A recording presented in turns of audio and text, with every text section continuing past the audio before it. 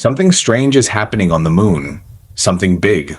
Something China doesn't want the world to see. For decades, the United States believed it would return to the lunar surface first, planting the flag, taking the lead, controlling the future. But while America argued over budgets, timelines, and politics, China moved in silence, quietly, slowly, methodically. Piece by piece, they built something resembling a strategy, a long-term vision, a blueprint for domination, and at the center of that vision lies one place: the moon's south pole, the most valuable location in all of space. A region filled with shadowed craters, ancient ice, and sunlight that almost never ends. A place capable of supporting a permanent base. A place that could shift the balance of power in space. Forever. This is the plan the world wasn't meant to see. To understand how we got here, we need to start with one fact. The moon is no longer just a scientific destination. It's a battleground, a silent high ground hanging 240,000 miles above Earth. Whoever controls it, controls everything beneath it. For decades, the moon was nothing more than a symbol, a chapter of history, a faded memory of Apollo. But that era is over. Now nations see something different. Resources, energy, fuel, and power. And the South Pole, that's the crown jewel, the only place, with frozen water hidden inside ancient shadowed craters, the only region with sunlight lasting for days, weeks, sometimes months. A perfect combination of darkness and light. A place where a permanent base isn't just possible. It's inevitable. This is why the world is racing back to the moon, not for science, not for glory, but for control. And China knows it. In 2019, China did something no nation had ever done. They landed on the far side of the moon, a place permanently hidden from Earth, a place we cannot see, a place NASA never dared to touch. And they didn't stop there. That mission, Chang'e 4, wasn't just a scientific milestone. It was a message, a quiet signal to the world that China was willing to go where no one else could. A test of capability, a test of courage, a test of ambition. Then came 2023 and everything changed. China's lunar program didn't grow loudly. It grew silently, methodically, with a pace that shocked even Western analysts. New landers, new rovers, new sample return technology, and most importantly, new nuclear power modules designed to survive the freezing lunar night, something solar panels simply cannot do. Each upgrade pointed in one direction, south, toward the southern lunar highlands, toward the most valuable terrain on the moon. They mapped the region with new satellites. They studied the ice reserves inside its permanently shadowed craters. They published papers about long-duration energy systems. And then, something unexpected surfaced. A leaked blueprint, not from NASA, not from the European Space Agency, but from inside China's own aerospace network. A document outlining a three-phase plan. Phase 1, robotic construction. Phase 2, crewed missions. Phase 3, a permanent, continuously staffed lunar base. Right in the shadowed craters of the South Pole. A location with nearly eternal darkness, trapping ice for billions of years. A location perfect for mining water, producing fuel and supporting life. A location chosen with intention. China wasn't just planning a mission, they were planning a presence, a foothold, a claim. And the rest of the world was only beginning to notice. Most people think the South Pole is just another landing site. It's not. It's the only place on the moon with something no other region has. Permanent shadows, frozen water, and near-constant sunlight. Opposites that shouldn't exist together, but do. And that combination changes everything. Inside those shadowed craters, temperatures fall to minus 230 degrees Celsius. Cold enough to trap ancient ice for billions of years.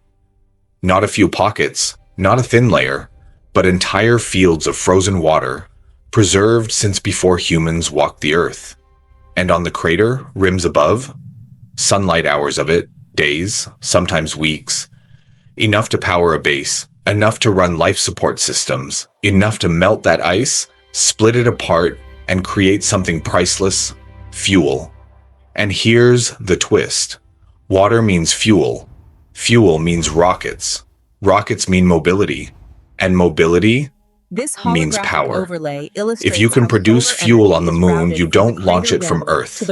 You don't spend billions fighting gravity. You refill on the surface, take off again, and push deeper into the solar system.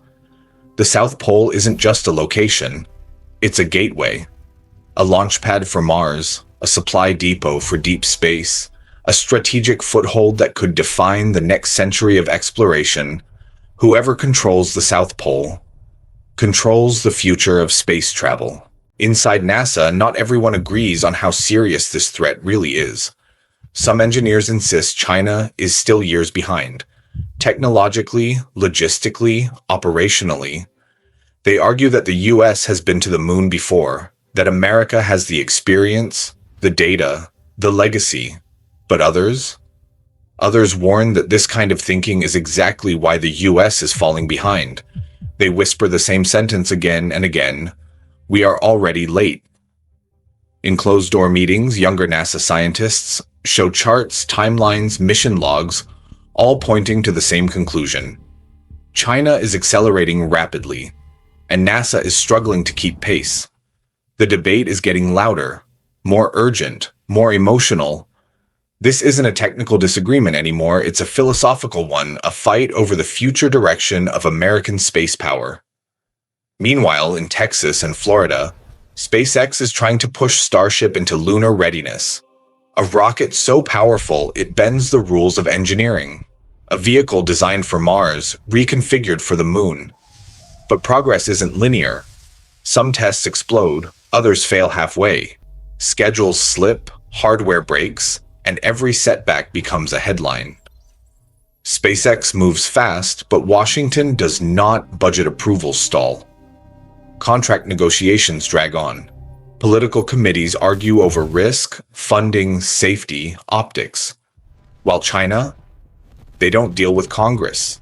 They don't wait for elections. They don't pause programs when leadership changes. They move with a kind of cold, strategic consistency. The kind that terrifies US analysts. Elon Musk pushes Starship to fly again and again and again. But the US government does not operate with the same speed. Every test must be reviewed. Every update must be approved. Every risk must be analyzed.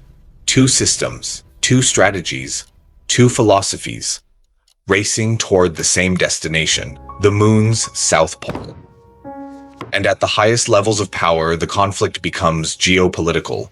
The Pentagon doesn't talk about this openly, not in public, not in front of cameras, but behind closed doors, senior officials refer to the moon as a strategic domain, a place where satellite networks can extend deeper into space, a place where early warning systems could detect missile launches on Earth, a place where whoever arrives first can shape the rules.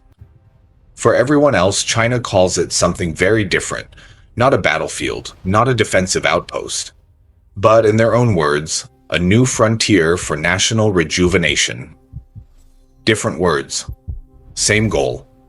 For the United States, dominance in space is about security, survival, maintaining global influence. For China, it's about rising, reclaiming what they believe is their rightful place in the world order, proving that they can surpass the West, not just on Earth, but beyond it. This isn't just a space race, it's a clash of ideologies, a contest of momentum, a rivalry measured not in miles, but in ambitions. And the moon, quiet, ancient, untouched, is becoming the newest arena in a struggle far bigger than science, far bigger than exploration, far bigger than any one mission.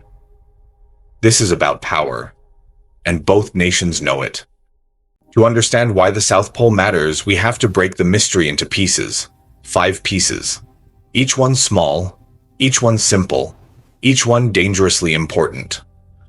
This isn't just about exploration, this is about leverage, power, control, and the future of human expansion into deep space.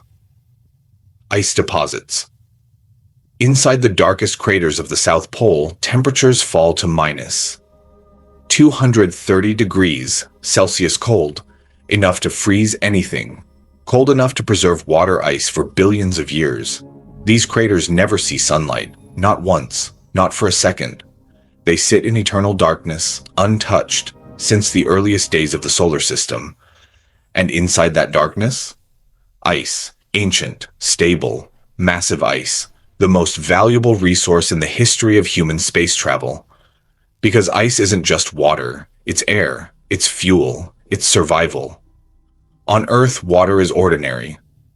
On the Moon, water is power. If a nation can mine it, store it, and convert it, they control the lifeline of every future mission in cislunar space. And the South Pole is the only place with ice that can be extracted efficiently. That's why nations want it. That's why China is moving so quickly. And that's why NASA is worried. Sunlight stability. But ice alone is not enough. You need power to use it. You need energy, heat, electricity, life support. And that's where the South Pole becomes even stranger. Some ridges near the pole receive sunlight almost year-round. Weeks of constant light, sometimes months. A phenomenon almost impossible anywhere else on the Moon. Why does that matter? Because sunlight means solar power, reliable energy, enough to run a base indefinitely, a perfect combination, darkness for ice, light for power. These peaks of eternal light, as scientists call them, are among the most valuable pieces of real estate in the solar system. A lunar base built here wouldn't just survive, it would thrive. And whoever builds it first gets a decades-long head start on everyone else. Communication lines location matters, especially on the Moon. Unlike the far side, the South Pole can talk to Earth in real time, directly, without relay satellites, without orbital infrastructure, without a complicated communication chain. Straight line, simple, fast. That means cheaper missions, fewer delays, less risk, more security. A lunar base needs to be connected. Connected to mission control, connected to Earth, connected to supply ships. The South Pole gives that connection naturally, effortlessly. It is the only region where a base can be simultaneously near permanent ice, in constant sunlight, and in direct communication with Earth. That combination? It's rare, it's powerful, it's strategic. Rocket fuel manufacturing water is not just for drinking, not in space. If you split water into hydrogen and oxygen, you get something priceless. Rocket fuel. Hydrogen plus oxygen. The most powerful chemical propellant we know. The same mixture that powered the Saturn V, the rocket that sent humans to the Moon. Imagine this. Instead of launching fuel from Earth, expensive, heavy, limited, you make it on the Moon. Suddenly the Moon becomes more than a destination. It becomes a fuel depot, a gas station for deep space. A ship could launch from Earth with minimal fuel, land on the Moon, refuel, and continue to Mars. The asteroid belt, even Jupiter's moons. This is the real future of space travel. A future powered by lunar resources. A future built on ice. A future controlled by whoever gets there first. Military advantage. And here's the part experts don't like to talk about. The part that makes everyone uncomfortable. A lunar base isn't just scientific. It isn't just economic. It isn't just symbolic.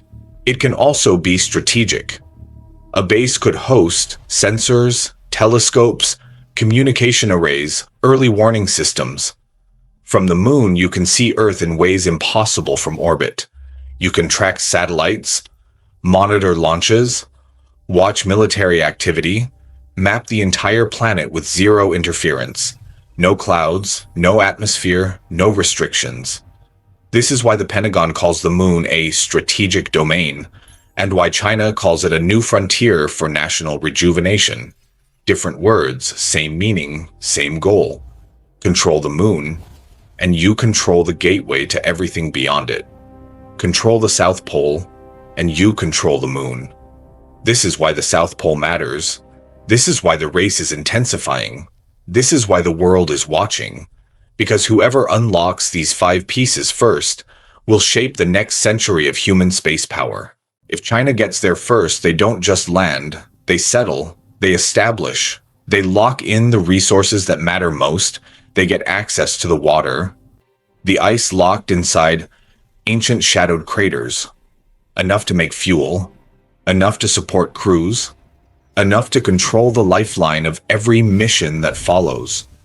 They get the best landing sites, stable ground, predictable sunlight, low-risk terrain, the real estate every nation wants, claimed before anyone else arrives.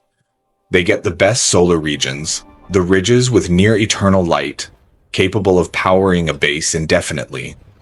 Once occupied, no one else can use them.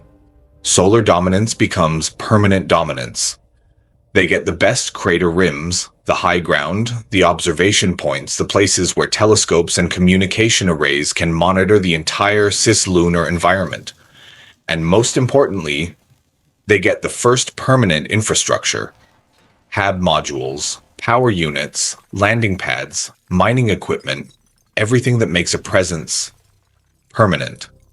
And the United States would spend decades playing catch-up, not because NASA lacks the talent, not because SpaceX lacks the technology, but because being second means being limited, forced to build around someone else's footprint. The moon is not like Earth. There are no second chances. There is no extra territory. The South Pole has only a handful of prime locations. Once taken, they're gone. This is the consequence. This is the race. And someone is about to win it. There's one detail hidden deep inside China's lunar architecture, a single line in a technical report, a line most people skimmed past without thinking twice. Initial base capacity, 3 to 6 personnel. At first glance, it sounds small, modest, harmless, but it isn't. That number isn't for a science mission. Science missions take 2 people, sometimes 4. They land, they collect samples, and they leave. But 3 to 6 personnel? That's something different. That's rotation. That's continuity. That's a crew large enough to operate in shifts. Day, night, maintenance, research, construction.